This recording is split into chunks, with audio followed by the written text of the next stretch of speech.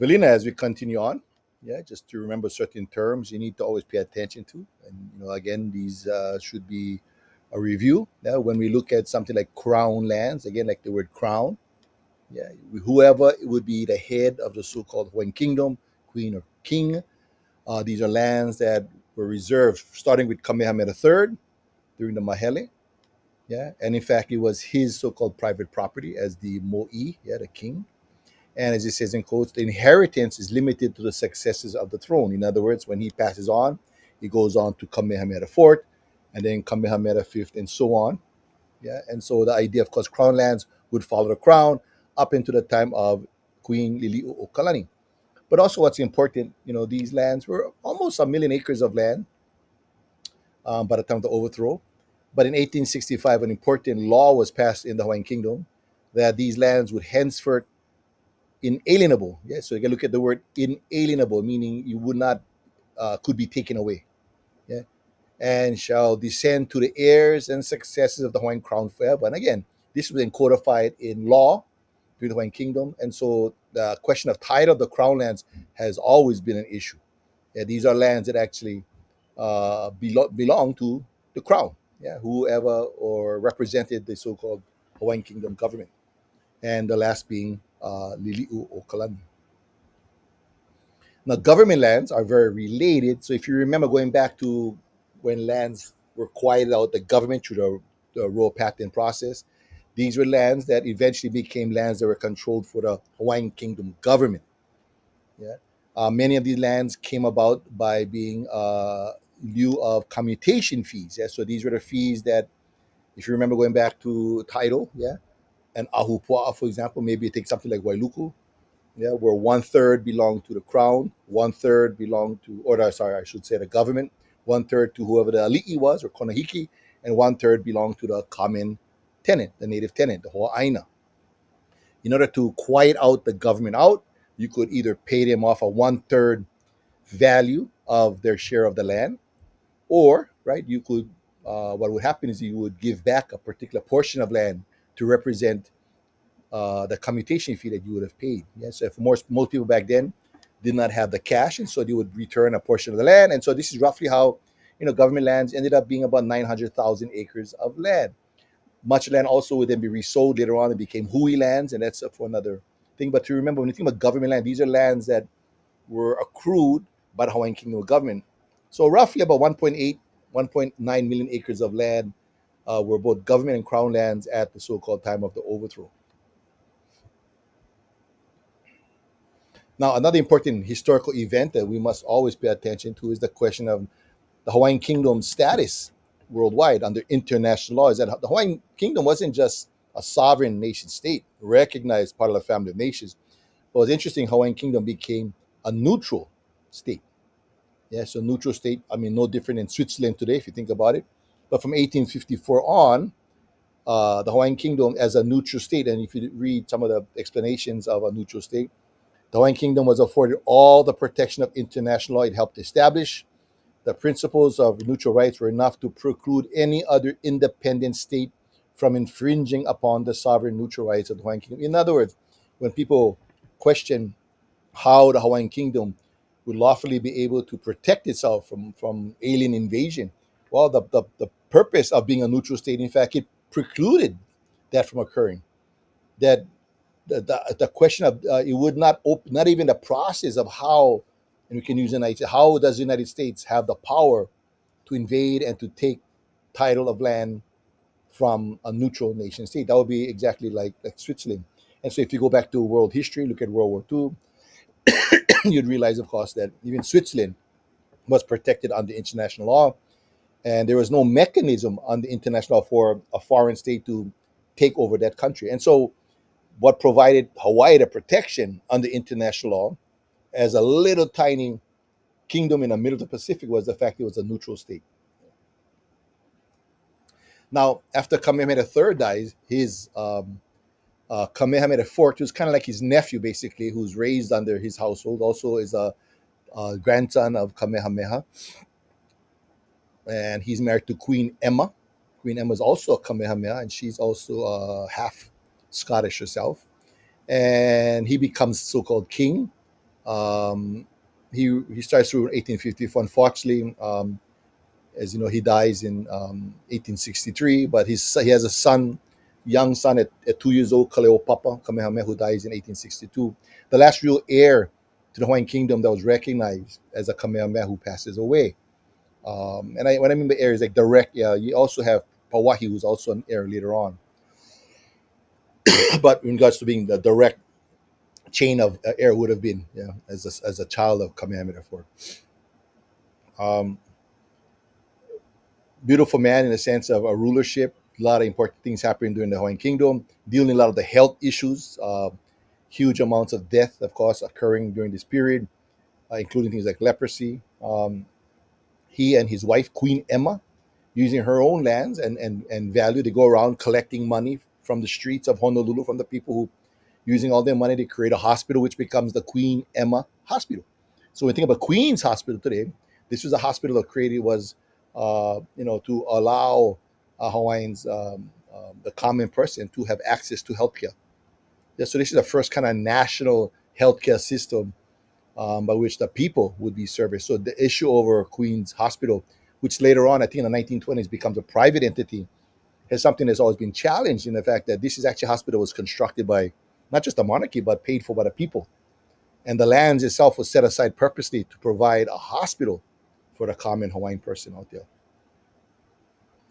He dies, and his older brother, Lot Kapuaiva, becomes king. Kamehameha V. He's the last, in a sense, of the direct Kamehamehas. A big highlight is his 1864 constitution. A new constitution comes to power. And it kind of limits, in many ways, some of the powers of the royals, but at the same sense, he also returns a lot of the power. He dies without naming an heir, and even after his deathbed, which, according to the Hawaiian Kingdom Constitution, now you had an election. And in 1873, we have the first elected monarch. That's Luna Lilo. He's another Kamehameha, the people's king. And upon his coronation, he marches bare feet down the streets of Honolulu. And in fact, that's why you can find his mausoleum, his tomb, right on the grounds of Kauai Ha'o Church, right across the Iolani Palace, as he did not want to be buried away from the people. He was a people's king, and therefore that's why his burial tomb, in fact, is right on the ground level of Kauai Ha'o Church. Very beloved. Unfortunately, he dies. He doesn't even rule for a year. I think he rules for 11 months before he dies. And there's another election, a second election. This time it's election between Queen Emma, right, the wife of Kamehameha IV, and Kalakaua. And Kalakaua was kind of seen as the American candidate, as Queen Emma was seen as a British candidate, pro-British. They go head to head. Kalakaua wins the election. Although there's talk about ballot stuffing, and there's actually a riot in Honolulu. People could not believe that Kalakaua, this kind of upstart, would be able to defeat Queen Emma. And right, some actual people die. Kalakaua now becomes the second royal to be elected as so-called king.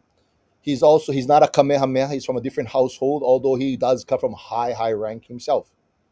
Very, very pro-Hawaiian. Very into also traditional knowledge. Rebirths what becomes the Halinawa, the house of basic house of secrets, the Kahuna class. We gather all this mysticism and ancient information. Very pro-modernization, technology. He spoke many languages, was an engineer. He was one of the first Hawaiian newspaper editors of a Hawaiian-owned paper. Kind of an interesting character in a sense of being very, very pro-Hawaiian, at the same time very open to dealing with the so-called European and American world, the international world. Um, and in 1874, he slowly marks his way to take Hawaii really into the modern world. Yeah. One of the accomplishes he does is in 1875, what's called a Treaty of Reciprocity. So whenever you had a Treaty of Reciprocity, you should remember it really had to do with Hawaiian sugar. I'm talking sugar that had begun to really grow in plantations in Hawaii at this time. Needed a market, of course, the United States, the largest market, closest market. And in order to bring Hawaiian sugar into the United States, they developed this treaty with the United States, which basically allows Hawaiian sugar duty free into the United States. which allows it to compete. Supply and demand, right? So much sugar is demanded. Hawaiian sugar proliferates in growing in the islands. The market grows, and it's a way in which Kalakaua is able to, bring a lot of wealth really to the Hawaiian Kingdom at this point. It's also the beginning of the United States really starting to verbalize their desire for places like Pearl Harbor. And so this debate of whether or not the United States should have access to Pearl Harbor becomes on the scene. The Hawaiians are very defiant, are very clear. They do not want to give the United States any access to Pearl Harbor, understanding what the United States would probably do, which of course not leave. And don't forget now, the Hawaiian Kingdom is an independent nation state, yeah, co-equal to all the nation states of this world. Yeah. So the United States did not have any legal mechanism for them just to invade, in other words, a neutral country at this point. Yeah. In 1881, Kalakaua does his world tour. Now, what's important, as you can see on the map on the top there, he is the first president, prime minister, head of state, king of any nation to circumnavigate the planet, and that was Kalakaua. Keli'i Kaapuni Honua, his famous name. Yeah, Keli'i Deli'i Kaapuni, to encircle the globe. And he goes around the world, and you can see images of him, very tall, debonair guy, always had a huge entourage, very, very, intelligent, world leader. And again, during this world tour, he really helps to set up lots of what becomes international law to this day, like the International Postal Service and other mechanisms on the international law. He makes his way even to Asia. He actually tries to create a confederacy with Japan to create a Pacific confederacy with Samoa also, in which they would rule the Pacific just like the Europeans ruled Europe at that point. He very much was in tune with what's going on worldwide. Yeah, as you can see, so Kalakaua is very important historical figure, even on the international in the international stage. He comes back after his world tour in 1883. He builds a palace. He constructs a palace. As he say, hey, if other kings and queens has palaces, I'll have one. He has a coronation ceremony where he coronates himself. He pushes his crown upon his own head. And if you ever get a chance to see the Hawaiian crown, you'll actually notice it has an interesting image of a taro leaf at the very center. So it's interesting how it's a hybrid model, how Hawaiians incorporate things of tradition with things of new. Yeah, I think it's emeralds, in fact, that make up the taro leaf as the head of his crown, yeah. Which shows, again, our deep affinity for Kalo and our connection to the land itself. So, 1887, we talk about this being kind of, in a sense, the first half of the so-called Hawaiian overthrow. The passage of the Bainate Constitution is called the Bainate Constitution because it was forced upon Kalakaua outside of uh, uh, the session of the Hawaiian legislature. So it's a illegal, a legal, illegal constitution that was never ratified, not done in a legal way, but basically through the threat of gun. Many European American power brokers, even Hawaiian citizen power brokers who were raised in Hawaii, Haole power brokers who wanted to um, gain more access and control.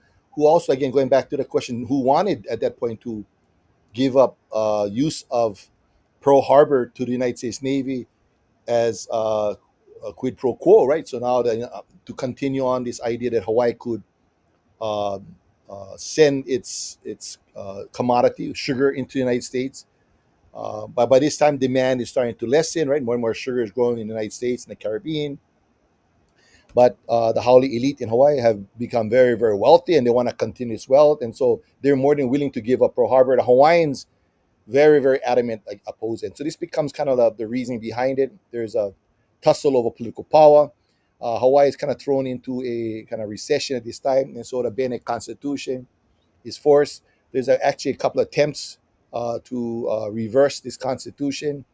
But from the very beginning, it was always seen as this kind of wild, illegal constitution that was pushed forward by what's called the Hawaiian League. That sounds like a bunch of Hawaiians, but really it was the European and American Haole people in Hawaii who wanted to gain control of the Hawaiian Kingdom at that point.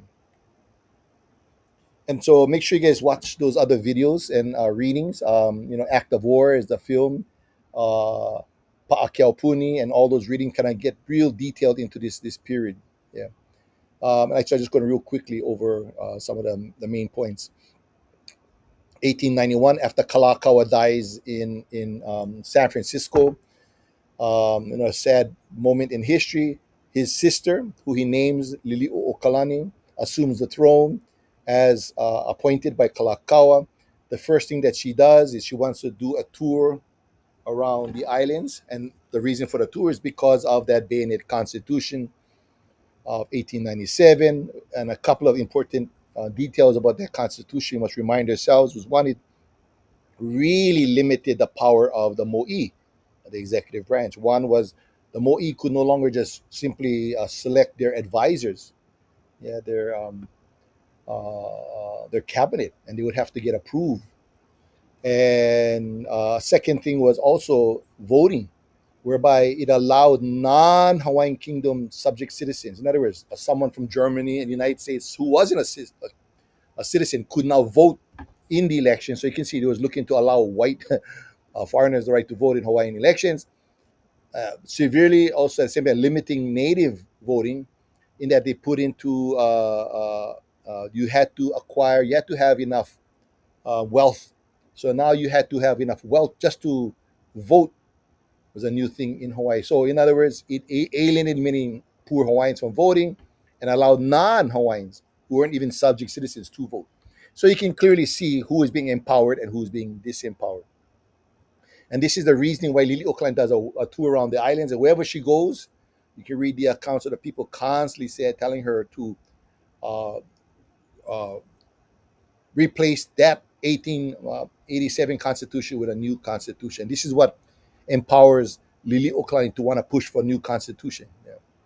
So after her world tour in 1890, in January of 1893, she's ready to promulgate a new constitution to replace that unlawful illegal one.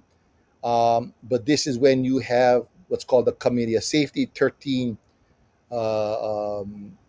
howling American, European business interests who want to now take political control of Hawaii, and they conspire, as we're going to see. The word conspire comes from the, make sure you guys read the apology bill.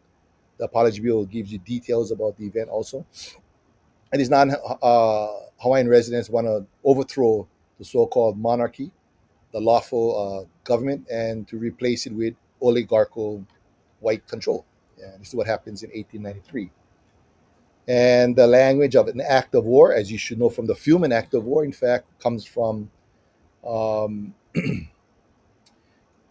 Cleveland in his address uh, to Congress in December of 1893, who describes the event in Hawaii when the United States lands troops in Hawaii as an act of war. And I'm going to stop there, yeah, because I'm going to get deep into the question over so-called the overthrow and the attempted annexation. We'll be back soon.